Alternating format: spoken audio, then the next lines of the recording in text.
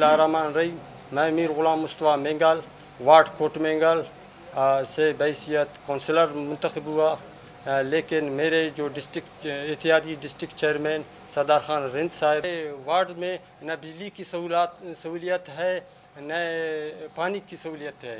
लोग दूर दूर से पानी ले आते हैं, तो जिससे हमारा इलाका बहुत पसमानदा है। इस पर 1 रुपए का फ़ंड भी खर्च नहीं हुआ है, हमें जानबूझ के नज़रअंदाज किया गया है।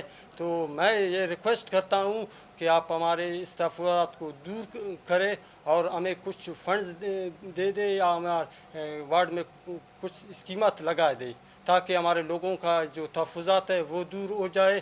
तो मैं उम्मीद करता हूँ कि मेरे इस प्रेस कॉन्फ्रेंस पर जो हमारे डिस्ट्रिक्ट चेयरमैन है ये भी गौर करेंगे, वज़ीर आला बलूचिस्तान भी करेंगे, वज़ीर बल्दियात भी इस प्रेस कॉन्फ्रेंस पर गौर करेंगे।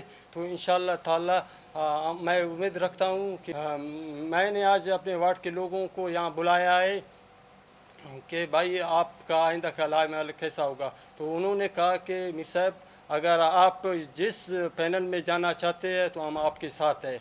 अभी भी मैं उम्मीद करता हूं कि जो हमारे डिस्ट्रिक्ट चेयरमैन है तो वो हमारी इस कॉन्फ्रेंस पर गौर करेंगे, तो हमें कुछ फंड्स देंगे या हमारे वार्ड में कुछ स्कीमत लगाएंगे जिससे हमारे तहफ़्फ़ुज़ात दूर हो जाएंगे। तो इंशाअल्लाह ताला हम उसके साथ रहेंगे। अगर उन्होंने हमें एतमाद में नहीं लिया गया और मेरे तजवीज़ के बगैर उन्होंने फंड्स किसी और जगह लगा दिया, तो मैं अपने आइंदा का लाएअमल अपने साथियों के साथ तय करूँगा।